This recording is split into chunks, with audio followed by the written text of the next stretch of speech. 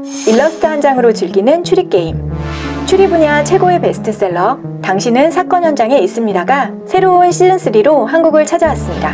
이번 시즌3에는 그 어느 때보다 충격적인 사건 현장이 연이어 등장합니다. 이제 당신은 탐정이 되어 세심한 관찰력과 추리를 통해 12가지 사건을 해결해야 합니다. 책에 있는 12가지 사건 현장 중에 한 사건 현장으로 들어가서 문제를 함께 풀어보고 시청자 퀴즈도 풀어보겠습니다. 시청자 퀴즈 정답을 맞히신 분들 중에 12분을 추첨하여 당신은 사건 현장에 있습니다 시즌3 책을 보내드리도록 하겠습니다. 지금 바로 일러스트 한 장으로 즐기는 추리게임 사건 현장으로 들어가 보겠습니다. 조용한 주택가에서 갑자기 일어난 비극적인 사고에 주민들은 큰 충격을 받았습니다.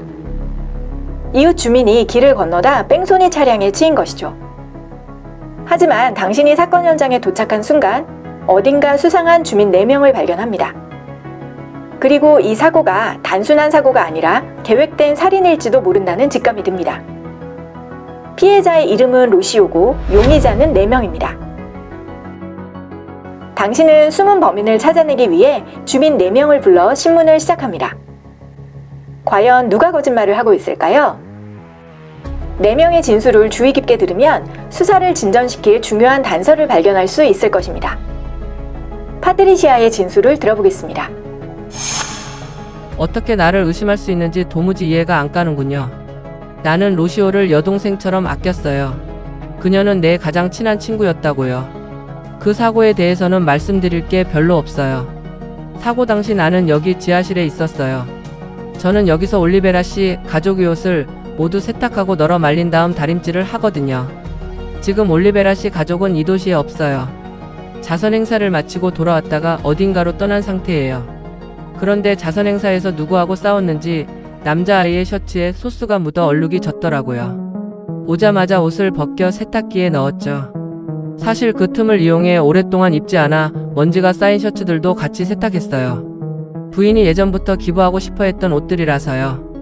아직 축축하지만 마르는 대로 가져다 줄 생각이에요. 그런데요, 누구의 소행인지는 모르겠지만 한 가지는 말씀드려야겠어요. 로시오와 가브리엘이 잠자리를 가졌다는 걸 아셔야 돼요. 그리고 로시오가 그 사실을 폭로하겠다고 협박했던 모양이더라고요. 그렇다면 로시오의 죽음으로 가장 이득을 본 사람은 가브리엘이잖아요. 안 그래요? 그러니 그를 조사해보세요. 저는 평소 집에 있는 시간이 거의 없어요. 그런데 하필 사고가 난 순간에 여기 있었네요. 게다가 용의자로 몰리기까지 하다니 정말 억울합니다. 나는 대부분 회사에서 시간을 보내요. 아침 7시에 일어나면 바로 회사로 출근합니다. 비가 오는 날에는 출근을 안 하고 하루 종일 집에서 일합니다. 주식시장에서 일하는데 이 업계 사람들은 하루 12시간씩 일주일 내내 일하죠. 그러다 보니 이웃들과 이야기를 나눌 시간조차 없어요. 물론 금요일과 주말 그리고 공휴일에는 재택근무를 하지만 대부분 사무실에 갇혀 지내는 것이 현실입니다. 나머지 시간에는 시내에서 시간을 보내죠. 비만 오지 않으면 회사로 출근합니다. 맹세컨대 나는 그 사고와 아무 관계도 없습니다. 난 뺑소니 사고를 직접 봤다니까요. 사고 운전사는 아무도 못 봤을 거라고 생각했겠죠.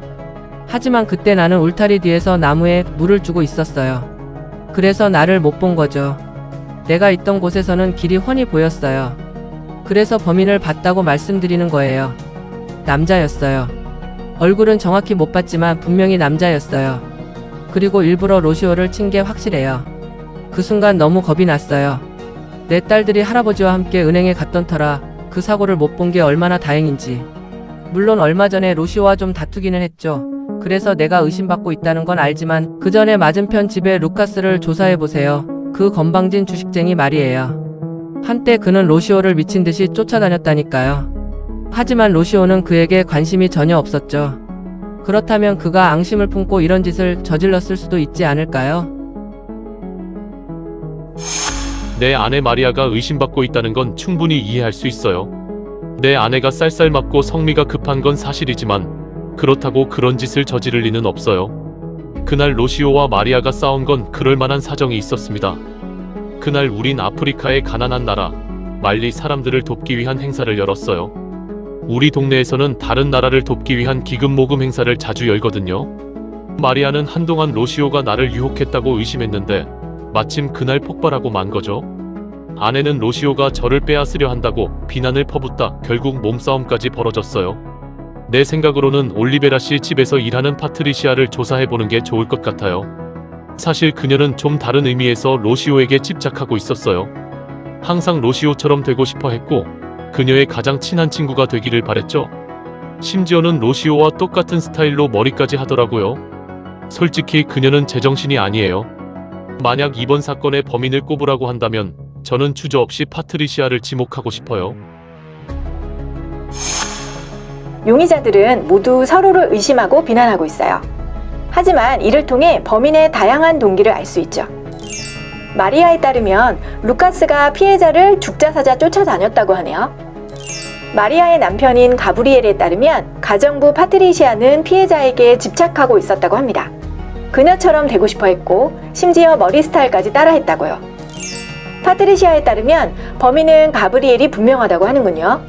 그와 루시오가 잠자리를 가졌는데 이제 와서 그녀가 그 사실을 폭로하겠다고 협박했으니까요. 그런데 가브리엘에 따르면 피해자와 가장 사이가 안 좋았던 사람은 바로 그의 아내 마리아입니다. 그리고 최근 들어 그녀는 로시오가 자기 남편을 빼앗으려 한다고 공공연하게 비난했죠. 과연 누가 거짓말을 하고 있을까요?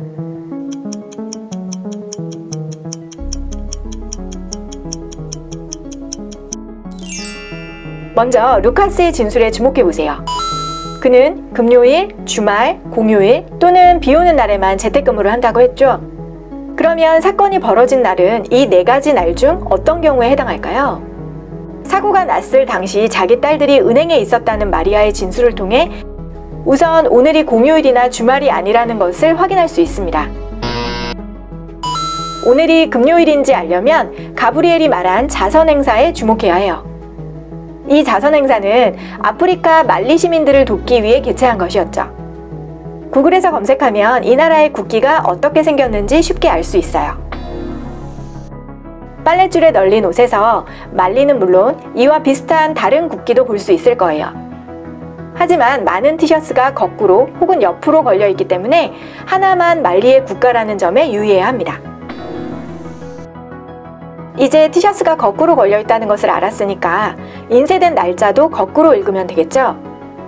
셔츠에 있는 날짜가 8월 6일인 것처럼 보이지만 실제로는 9월 8일입니다.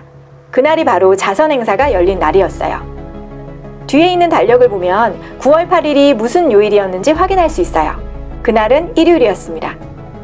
자선 행사가 끝나고 며칠이 지났을까요? 그녀는 행사가 끝난 직후에 아이의 셔츠를 세탁기에 넣었다고 진술합니다.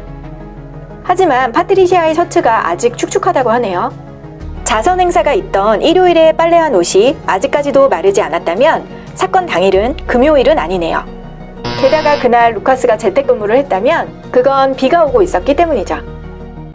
그런데 비가 왔다면 사고를 목격했을 때 나무에 물을 주고 있었다는 마리아의 진술은 앞뒤가 맞지 않습니다. 밖에 비가 오는데 왜 나무에 물을 주러 나갔을까요? 그녀는 거짓말을 하고 있습니다. 범인은 바로 마리아예요. 마리아는 남편 가브리엘과 바람난 것을 알고 로시오를 살해한 겁니다. 시청자 퀴즈 나갑니다. 일러스트 한 장으로 즐기는 추리게임, 추리 분야 최고의 베스트셀러로 이번에 시즌3으로 돌아온 책의 제목은 무엇일까요? 책 제목을 아시는 분들은 댓글로 적어주세요. 6월 11일 수요일날 책 제목을 맞히신 구독자 12분을 추첨해서 해당 책을 보내드리도록 하겠습니다. 감사합니다.